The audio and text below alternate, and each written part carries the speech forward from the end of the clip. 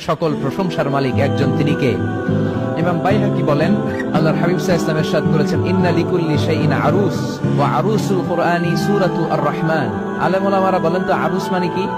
মাশাআল্লাহ, নববধূ। আরুস মানে নতুন বউ, আরুস মানে নতুন বউ, নববধূ। আল্লাহর হাবিব বললেন, লিকুল্লি শাইইন আরুস, সবার একটা করে নববধূ হয়, আর কোরআনের নববধূর নাম সূরা আর-রাহমান।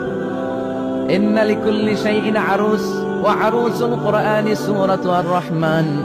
দুনিয়ার প্রত্যেকের জন্য আল্লাহ একজন করে নববধূ দান করেছেন। আল্লাহর কোরআনেরও একটা নববধূ আছে, এই কোরআনের নববধূর নাম সূরা আর-রাহমান।